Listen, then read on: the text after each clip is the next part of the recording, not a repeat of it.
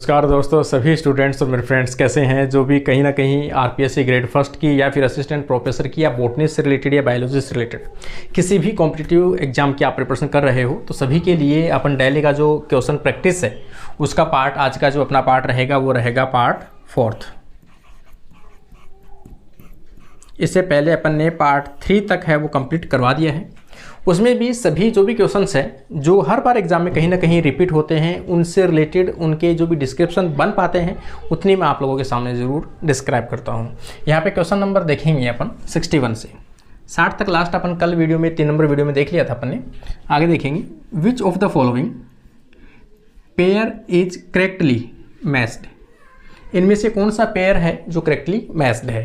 यहाँ पे अपन देखेंगे डाइसैकेराइड, यहाँ पे दिया हुआ सामने ग्लूकोज जो क्या है गलत है।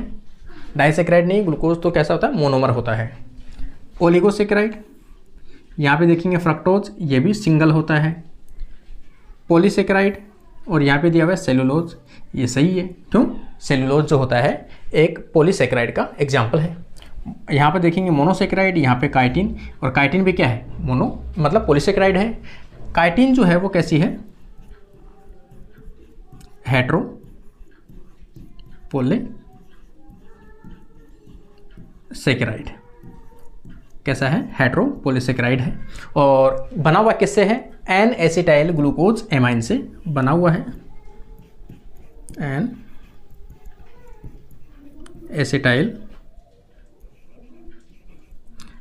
Acetyl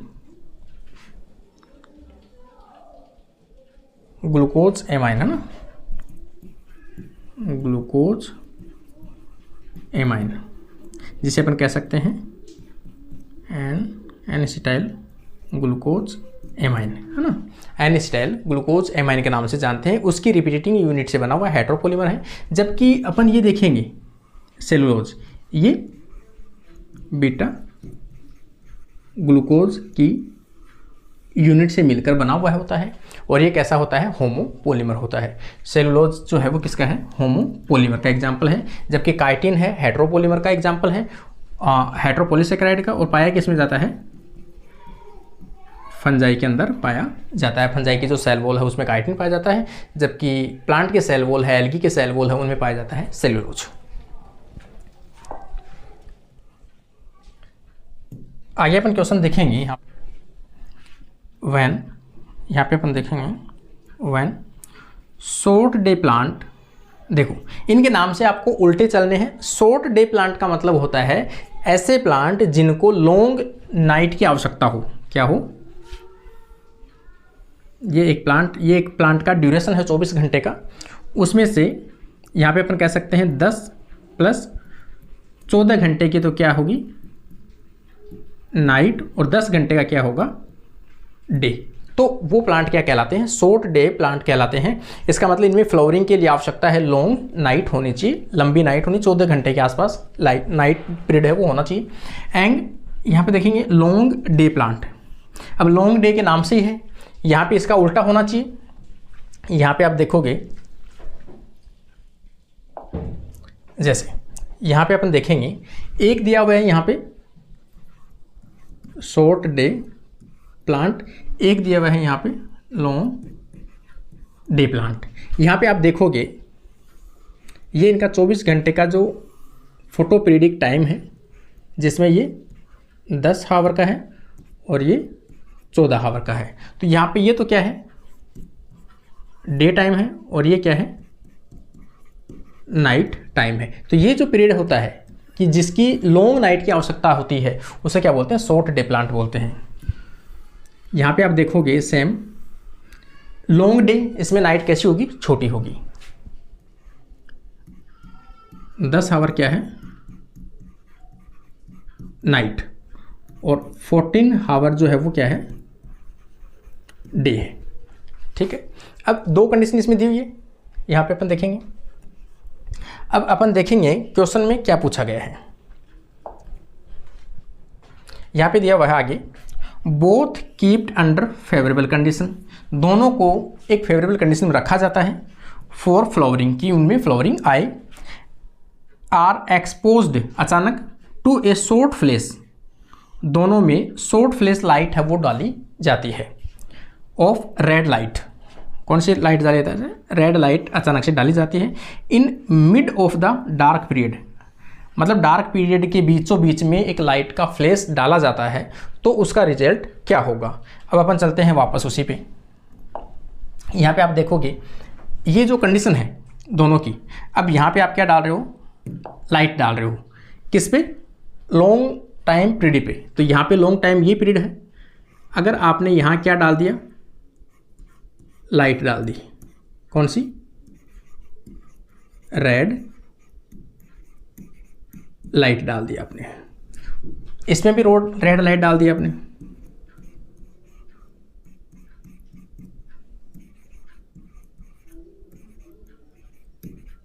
red light. अब इसके रिजल्ट क्या होगा कि इसमें जो ये अपन देखेंगे, हाँ, रेड लाइट अगर इसमें डालनी है अपन, तो यहाँ पे क्या होगा? डे का जो टाइम पीरियड है वो क्या हो जाएगा? बढ़ जाएगा। क्यों? नाइट क्या होगी? टूट गई। तो नाइट क्या होगी? शॉर्ट पीरियड के लिए हो गई, और डे जो है वो क्या हो गया?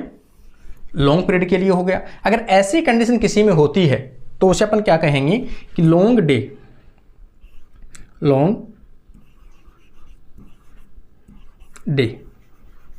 प्लांट्स। लॉन्ग डे प्लांट्स में क्या होगा? फ्लावरिंग।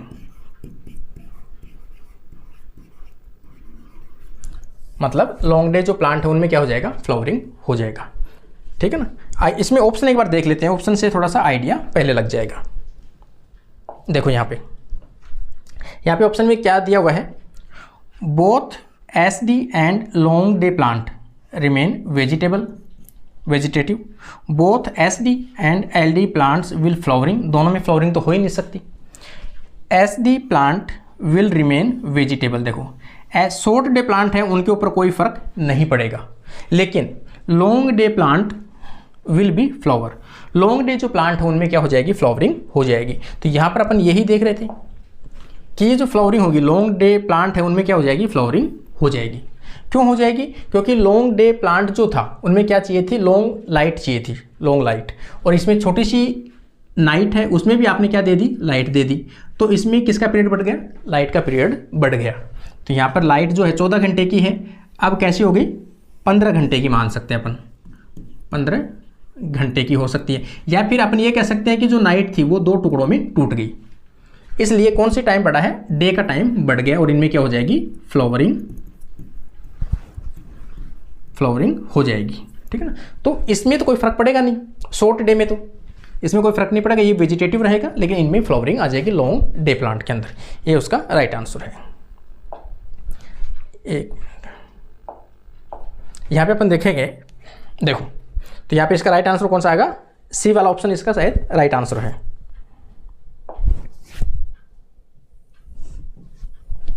देखो इसमें कौन सा राइट आंसर है? तो यहाँ पे अपन देखेंगे इसमें राइट आंसर है वो सी ऑप्शन इसका राइट आंसर है कि शॉर्ट डे प्लांट है वो रिमेन वेजिटेटिव, और लॉन्ग डे जो प्लांट है उनमें क्या होगा? फ्लावरिंग उत्पन्न होगी। ये इसका राइट आंसर है। अगला क्वेश्चन इसमें दिया हुआ है, Richmond Lang effect is due to which hormone of plant. कौन से प्लांट हार्मोन के कारण से रिचमोंड लैंड इफेक्ट देखा जाता है? ठीक है, तो किसके द्वारा देखा जाता है? साइटोकाइनिन की प्रेजेंस में ये इफेक्ट जो है वो एक्सपेरिमेंट किया गया था। इस एक्सपेरिमेंट में क्या था? एक चीज़ तो ये देख लेते हैं अपन कि इस एक्सपेरिमेंट में क्या था कि इन्होंने क्या किया कि एक प्लांट की जो लीव्स है, इस लीव्स को लिया और इस लीव्स को इन्होंने क्या किया? इस प्रकार से रखा और इसको तोड़ लिया, इस प्रकार से प्लांट से अलग कर लिया, और इसको क्या किया? एक बिकर ले लिया और उसके अंदर जो वाटर था, सॉल्यूशन था, उस सॉल्यूशन में क्या रखा? साइटोकाइनिन। उसमें क्या रखा गया? साइटोकाइनिन के सॉल्यूशन के अंदर इसका एंड वाला पार्ट है वो रखा गया। तो यहाँ पे हुआ क्या हुआ कि इसकी जो ये एरिया है, ये एरिया क्या हुआ? बढ़ा। इस एरिया का डायमीटर जो है वो बढ़ने लगा इस प्रकार से। ठीक है ना। किसके कारण से? सेल के साइटोकाइनिन से, क्योंकि सेल का डिवीजन को ये क्या करता है? इंड्यूस करता है, तो इसे क्या बोलते हैं, रिचमंड लैंड इफेक्ट के नाम से जानते हैं। तो यहाँ पे किसके कारण से हुआ, साइटोकाइनिन के कारण से ये होता है। आगे अपन देखेंगे 64, which incorporation of bacteria gene, ठीक है ना, the incorporation of bacterial gene into F factor, ठीक है ना, the corporation of bacterial gene into F factor and their subsequent transfer by conjugation to recipient cell, कि कोई भी ये अपन कह सकते हैं यहाँ पे कि कोई बैक्टीरियल सेल है, यहाँ पे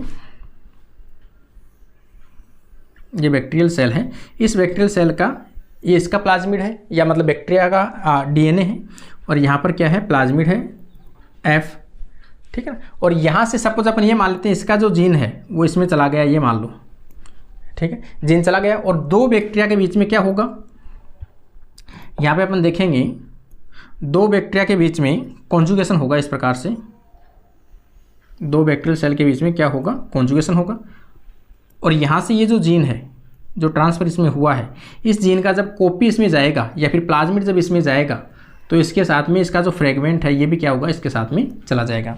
तो डायरेक्ट इनडायरेक्ट अपन कह सकते हैं क्या हुआ है, जेनेटिक मटेरियल का आदान प्रदान हुआ है। अपन क्या करते हैं, जैसे अपने नॉर्मल प्लांट्स और ह्यूमंस या जितने भी जीव जंतु उनमें अपन देखते हैं कि सेक्सुअल रिप्रोडक्शन पाया जाता है, बैक्टीरिया में सेक्सुअल रिप्रोडक्शन है वो नहीं पाया जाता, लेकिन ये भी क्या करते हैं, अपने आनुवांशिक पदार्थ या जेनेटिक मटेरियल का क्या करते हैं, एक्सचेंज करते हैं, रिकॉम्बिनेशन करते हैं। इसलिए इनमें प्योर रूप से सेक्सुअल रिप्रोडक्शन तो नहीं होता है, ये कैरेक्टर जो है वो इसमें चला गया, दोनों सेपरेट हो गए, लेकिन नई प्रोजेनी का निर्माण नहीं हुआ। जब भी अगर सेक्सुअल रिप्रोडक्शन में होता क्या है, मेल और फीमेल गेमेट फ्यूज होते हैं, नई प्रोजेनी बनती है, इसमें एक्सचेंज जरूर करते हैं। ऐसे जो करेक्टर होते हैं उसे क्या कहते हैं, सेक्स डेक्सन के नाम से जानते हैं। इसमें ऑप्शन में होगा, जैसे यहाँ पे देखोगे आप, यहाँ पे आप देखोगे ऑप्शन में स्पेशलाइजेशन, ट्रांसडक्शन, ट्रांसफॉर्मेशन और सेक्स डेक्सन। देखो अगर ऐसा करेक्टर होता है तो उसे अपन क्या कहते हैं, सेक्स डेक्सन के नाम से जानते हैं। ट्रांसफर होता है, इनके जेनेटिक मटेरियल का आदान प्रदान या रिकॉम्बिनेशन किया जाता है, उसे क्या कहते हैं, सेक्स डेक्सन कहते हैं। ये प्योर रूप से अपन कह सकते हैं कि ये सेक्सुअल रिप्रोडक्शन नहीं होता है। अगला क्वेश्चन अगर अपन देखेंगे यहाँ पे 67 में देखो, which one of the following selectable marker gene. Selectable marker gene क्या होता है, किसी भी प्लांट हो चाहे एनिमल हो, कोई भी जीव जंतु हो, उनके अंदर कोशिका में किसी भी पर्टिकुलर जीन की लोकेशन यदि आप चेक करना चाहते हो, उस लोकेशन को चेक करने के लिए उसके नियरेस्ट कोई ऐसा जीन को आइडेंटिफाई करना पड़ेगा कि उसकी उपस्थिति से ये बता सके कि यहाँ पर ये जीन उपस्थित होता है। तो ये जो जीन होते हैं इसे क्या बोलते हैं, मार्कर जीन के नाम से जाना जाता है। कि किसी भी जीन की प्रेजेंस में यदि आप किसी रिकॉम्बिनेंट डीएनए को आइडेंटिफाई कर सकते हो, उसकी पहचान, उसकी लोकेशन, तो उन सभी जीनों को क्या कहते हैं, मार्कर, सेलेक्टेबल मार्कर के जीन के नाम से जाना जाता है। तो इनमें पूछा है often used in plant transformation, यदि प्लांट सेल को मॉडिफाई किया है तो उसकी स्टडी करने के लिए कौन सा मोस्टली सेलेक्टेबल मार्कर को आप यूज में लेते हो। तो यहां पर दिया हुआ है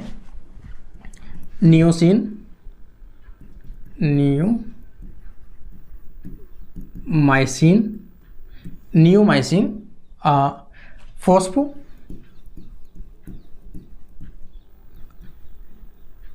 ट्रांसफ्रेजेज सेकेंड, ये एक जीन है। एक इसमें CAT यहाँ पे है, क्लोरोमफेनिकोल एसिटाइल ट्रांसफ्रेजेज जीन, क्लोरोमफेनिकोल एसिटाइल ट्रांसफ्रेजेज जीन, ठीक है। ये एक है लैगजेड जीन और एक दिया हुआ है ग्रीन फ्लोरोसेंट प्रोटीन। लेकिन प्लांट के मामले में जब भी आप देखते हो तो हमेशा नियोमाइसिन का जो है वो ज़्यादा यूज में आता है, नियोमाइसिन फॉस्फोट्रांसफरेजेज सेकेंड, ये हमेशा इसमें यूज में आता है। ये कई बार एग्जाम्पल में आ चुका है क्वेश्चन भी, तो ये भी आपको थोड़ा सा याद रख लेना है। तो यहाँ पे आप देख सकते हो, देखो ये क्वेश्चन तो अपना उसका है, वैसे भी कोर्ट कर्व वाला है PCR का। यहाँ पे आप देखोगे C4 प्लांट के बारे में पूछा गया है, which of the following is not common occurrence in C4 plants. C4 plant में से इनमें कौन सा कैरेक्टर नहीं होता है, ये पूछा गया है। तो यहाँ पर अपन देखेंगे क्रेंच एनाटोमी तो विशेष कैरेक्टर है C4 का। फॉस्फोइनोल पायरुवेट कार्बोक्सिलेज रुबिस्को की जगह पाया जाता है यहाँ पे, उसमें रुबिस्को मुख्य एंजाइम होता है। 3 पाथवे के अंदर। और इसमें कौन सा होता है, फॉस्फेनोल पायरुवेट होता है, फॉस्फेनोल कार्बोक्सिलेज होता है, साइनाइड रेजिस्टेंट पाथवे ये भी होता है। फोटो रेस्पायरेशन जो है वो इसका कैरेक्टर नहीं है। ये किसका है, C3 प्लांट का क्या होता है, एक एनर्जी वेस्ट प्रोसेस अपन कह सकते हैं, फोटो रेस्पायरेशन, ठीक है ना। जब लाइट की इंटेंसिटी अधिक हो मिड डे के टाइम पे, उस टाइम में क्या होता है, इनमें रेस्पायरेशन होने लगता है, तो उसे क्या कहते हैं, फोटो रेस्पायरेशन कहते हैं। फोटो रेस्पायरेशन के अंदर भी जो एंजाइम यूज में आता है वो कौन सा आता है, रूबिस्को एंजाइम ही यूज में आता है, और इसे क्या कहते हैं, C2 पाथवे के नाम से जानते हैं। ये इसमें नहीं होता, ये C3 प्लांट का जो है एक विशेष लक्षण होता है। यहाँ पे पूछा हुआ है कोट वैल्यू CT, है ना, CT value of real time PCR time, जो रियल टाइम PCR है RT-PCR is given sample is less and equal to 29, it is the indicative of. अगर ऐसी कैरेक्टर है कि उसमें जो कोट वैल्यू या CT वैल्यू जो है वो कितनी है, 29 या 29 से कम हो, तो उसमें क्या होगा, इसमें अगर ऐसी कंडीशन है तो उस PCR में क्या होगा, टारगेट न्यूक्लिक एसिड की मात्रा क्या होगी, अधिक मात्रा में है। टारगेट न्यूक्लिक एसिड जो उसमें अवेलेबल है PCR के अंदर वो क्या है, अधिक मात्रा के अंदर अवेलेबल है, ये उसका इंडिकेशन है। Question number 68, 3 point test cross, 3 point test cross is used. 3 point test cross का यूज कहाँ पे आता है, 3 पॉइंट टेस्ट क्रॉस होता क्या है, ये कोई भी 3 जीन अगर आपके पास में, सपोज कोई भी 3 जीन है R, T और G, ये 3 है, यहाँ पे इनके रेसेसिव जो है R, T और G, ये जीन है। इस प्रकार से अपन क्या चाहते हैं कि इन तीनों के बीच की डिस्टेंस याद करना चाहते हैं, ठीक है ना, इनके तीनों के बीच की डिस्टेंस क्या रही होगी, ठीक है। तो अपन क्या करेंगे, इनको क्रॉस कराएंगे, ठीक है ना। क्रॉसिंग करके अपन क्या निकालते हैं, इसका 3 पॉइंट टेस्ट क्रॉस कराते हैं। 3 जीनों के बीच में टेस्ट क्रॉस जब भी कराया जाता है तो अपन के इनके बीच की क्या निकालना चाहते हैं, अपन डिस्टेंस निकालना चाहते हैं सेंटीमॉर्गन के अंदर, सेंटीमॉर्गन में डिस्टेंस, जिस और इस डिस्टेंस निकाल कर अपन क्या बनाना चाहते हैं, जीन मैपिंग। डिस्टेंस निकालकर अपन क्या बना सकते हैं, उस क्रोमोसोम में जीन मैपिंग बना सकते हैं, उन जीन की उपस्थिति को देखते हुए। तो यहाँ पर अपन देखेंगे, इसमें ऑप्शन में अगर आप देखोगे, जैसे यहाँ पे gene transfer, gene conversion, gene regulation और जीन मैपिंग, तो इसका राइट आंसर क्या होगा, 3 पॉइंट टेस्ट क्रॉस और 2 पॉइंट टेस्ट क्रॉस दोनों ही किस में यूज में आते हैं, जीन मैपिंग में यूज में आता है। तो 2 पॉइंट टेस्ट क्रॉस होता है तो कोई भी 2 जीन के बीच में क्रॉसिंग ओवर करवा के और उनके किसी पेरेंट, मतलब जो रेसेसिव पेरेंट है उनके साथ में F1PD का क्रॉस करवा कर उसे क्या कहते हैं, टेस्ट कैसे हैं, और उनके अंदर जो रिकॉम्बिनेंट प्रोजेनी आती है, ठीक है ना, नीचे आती है रिकॉम्बिनेंट प्रोजेनी और अपॉन टोटल प्रोजेनी इनटू 100, उसे रिकॉम्बिनेंट फ्रीक्वेंसी निकालते हैं। रिकॉम्बिनेंट फ्रीक्वेंसी, जितनी रिकॉम्बिनेंट फ्रीक्वेंसी होती है उतनी ही क्या होती है, सेंटीमॉर्गन होती है। तो ये अपन इसका निकालने का अलग फॉर्मूला है, ये सिंपल साइज का। तो ये किसमें आता है, जीन मैपिंग के अंदर यूज में लिया जाता है। यहाँ पे अपन देखेंगे some molecules when add at low concentration the plant tissue culture medium. कोई भी प्लांट टिश्यू कल्चर है उसके अंदर आप कुछ मॉलिक्यूल को ऐड कर रहे हो एट वेरी लो कंसंट्रेशन, बहुत कम मात्रा के अंदर। स्टिमुलेट जो क्या कर रही है, आपकी जो रिएक्शन है प्लांट की उसको क्या कर रहा है, बढ़ा रहा है, कल्चर मीडियम को आप क्या कर रहा है, बढ़ा रहा है। Enhance, stimulate and enhance secondary metabolites, secondary metabolites की प्रोडक्शन को क्या कर रहा है, बढ़ा रहा है। Production by plant cell they are called, तो सीधी सी बात है, एलिसिटर्स जो होते हैं, एलिसिटर्स होते हैं, जैसे मान लो अपने नॉर्मल कंडीशन में क्या है, अपने एंजाइम्स होते हैं, यहाँ पर क्या होते हैं, वो एलिसिटर्स होते हैं जो क्या करते हैं, उनकी मेटाबॉलिक जो प्रोसेस है वो बढ़ा देते हैं, जिसके कारण से सेकेंडरी मेटाबोलाइट की प्रोडक्शन रेट है वो अधिक हो जाती है, उसे अपन क्या कहते हैं, एलिसिटर्स कहते हैं। हेरी रूट कल्चर जो वो मेथड है जिसके द्वारा सेकेंडरी मेटाबोलाइट्स बनाए जाते हैं। सेकेंडरी मेटाबोलाइट्स को प्रोड्यूस करने के लिए कौन सा मेथड है प्लांट टिश्यू कल्चर में, तो हेरी रूट कल्चर किया जाता है। हेरी रूट किससे होता है, तो यहाँ पे RI प्लाज्मिड से। किससे प्राप्त किया जाता है RI, तो एग्रोबैक्टीरियम राइजोजीन से एक प्राप्त किया जाता है RI। इसके इन्फेक्शन से क्या होता है, हेरी रूट डिजीज होता है। हेरी रूट डिजीज को आप कल्चर करते हो तो उससे क्या बनाया जा सकता है, सेकेंडरी मेटाबोलाइट्स बनाया जा सकता है। तो यहाँ पर सोमा कॉलोन में वेरिएशन है और ये है एलिसिटर्स। इनको क्या बोलते हैं, एलिसिटर्स बोलते हैं, जिनकी बहुत कम मात्रा डालने पे ही सेकेंडरी मेटाबोलाइट्स का प्रोडक्शन बढ़ जाता हो, मतलब एक्टिवेटर, ठीक है ना। यहाँ पे अपन देखेंगे क्वेश्चन नंबर 72। यहाँ पे तो इनिशिएशन ऑफ पॉलीपेप्टाइड चेन है ना, प्रोटीन सिंथेसिस पूछ रहा डायरेक्ट, ये इसका मतलब initiation of polypeptide chain, protein के स्टार्टिंग में formation is always through about the site of coding of an amino acid. कौन सी साइट से हमेशा स्टार्ट होता है, तो AUG से होता है। किससे होता है, AUG। AUG किसको कोड करता है, तो अपन कह सकते हैं मेथियोनिन को, मेथियोनिन को कोड करता है। मेथियोनिन कैसा है, सल्फर कंटेनिंग एमिनो एसिड होता है, ठीक है ना, इसको कोड करता है। तो इसमें इस तरह से आइसोल्यूसिन आ गया, फिनाइल डायरेक्ट आ गया मेथियोनिन, डी ऑप्शन इसका राइट आंसर होगा।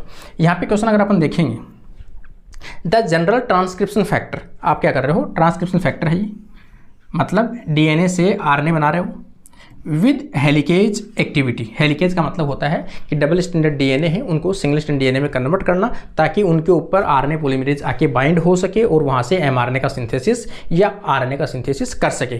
तो ये जो एक्टिविटी है, हेलिकेज एक्टिविटी, वो किस में पाई जाती है, helicase activity responsible for the transition from closed to open promoter. Promoter क्या करता है, ओपन करता है। तो ये एक्टिविटी किस में पाई जाती है, तो ट्रांसक्रिप्शन फैक्टर सेकंड H में पाई जाती है। 2 एक्टिविटी पाई जाती है यहाँ पर। कितनी एक्टिविटी पाई जाती है, 2 एक्टिविटी H में, एक तो हेलिकेज एक्टिविटी और एक काइनेज एक्टिविटी, 2 एक्टिविटी पाई जाती है। ड्यूअल फंक्शन का काम करता है transcription factor second H, kinase as well as helicase activity पाई जाती है। उसका राइट आंसर आ जाएगा B ऑप्शन। यहाँ पे अपन देखेंगे, ये तो देखो वैसे तो बायोस्टेट्स का क्वेश्चन है, आप लोग देख सकते हो इसको। तो अगला क्वेश्चन अपन देखेंगे 71। Which of the following proteins bring about control the degradation of meiotic cyclin, ठीक है ना। मायोटिक मतलब जो सेल डिवीजन होता है, यहाँ पे अपन देख लेंगे थोड़ा सा। यहाँ पे अपन देखेंगे कि जो सेल डिवीजन होता है, सेल डिवीजन होता है, तो सेल डिवीजन के अंदर 2 प्रकार की प्रोटीन बनती है, CDK, cyclin dependent kinase protein. इसके साथ में बनती है साइक्लिन प्रोटीन। ये तो परमानेंट होती है, लेकिन ये क्या होती है, हर बार नहीं बनती है, और दोनों क्या बनते हैं, कंबाइन बनते हैं। जैसे इसकी स्ट्रक्चर अगर अपन ऐसे देखेंगे तो ये है, और ये साइक्लिन आकर यहाँ पर बाइंड होती है, साइक्लिन बाइंड होती है। हर साइकिल के बाद में क्या होता है, हर स्टेज में, है ना, प्रत्येक फेज में ये क्या होता है, टूट जाता है, फॉस्फोराइलेट होकर ये क्या होता है, डिग्रेड होता है। डिग्रेड होने के लिए इसमें यूबिक्विटिनाइजेशन,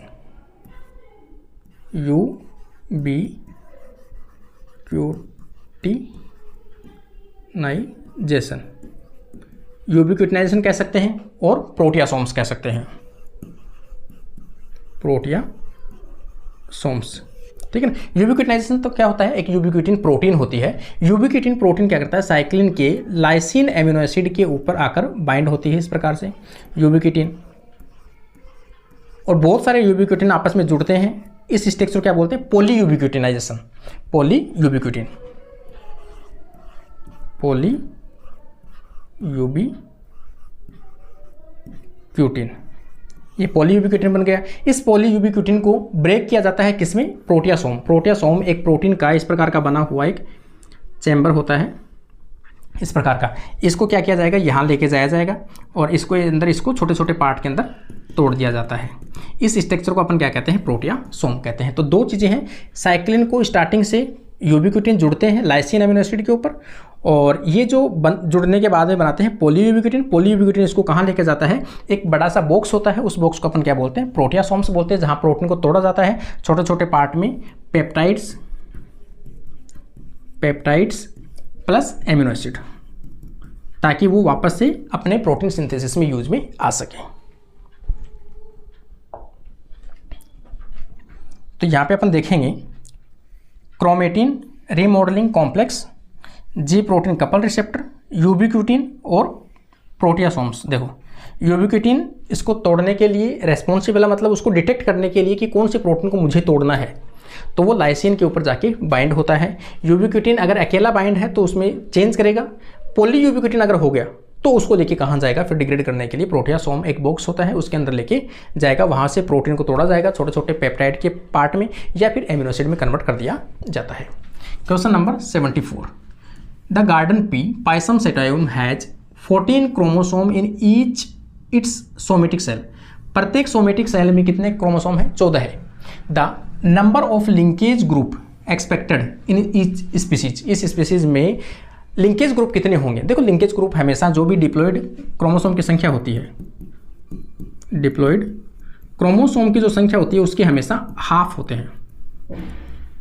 कैसे होते हैं? HALF, हाफ होते हैं। तो यहाँ पे 14 दिए हुए हैं तो कितने होंगे? 7 होंगे। तो इसका राइट आंसर कौन सा आ जाएगा? 7 आ जाएगा। जितने भी डिप्लॉयड नंबर दे उसका हाफ कर देना आप। यहाँ पे क्वेश्चन दिया हुआ है, during germination barley seed the enzyme alpha amylase is secreted by. Alpha amylase कहाँ से रिलीज किया जाता है? ये स्ट्रक्चर है, ये पूरा डिस्क्रिप्शन मैंने एक लास्ट वीडियो में बना दिया है, तो इसका तीसरा और दूसरा पार्ट जो वो देख लेना, उसके अंदर पूरा बताया हुआ है। एलेरोन लेयर से सीक्रेट किया जाता है। इसका राइट आंसर आ जाएगा एलेरोन लेयर। तो ये इस प्रकार से आज के अपने जो क्वेश्चंस थे ये वो थे, और अगली क्लास में भी वापस मिलेंगे अपन इसी पेपर को लेते हुए। जितने भी क्वेश्चन अपन डेली करते हैं वो आप लोग रेगुलर चेक करते रहिए, रेगुलर सॉल्व करते रहिए, ताकि आप लोगों की जो क्वेश्चन प्रैक्टिस है वो बनी रहे। उम्मीद करता हूँ आपको ये सीरीज़ अच्छी लग रही होगी और इसी प्रकार से अपने चैनल के ऊपर जुड़े रहिए। आज के लिए अपनी क्लास यहीं कंप्लीट होती है। Thank you guys.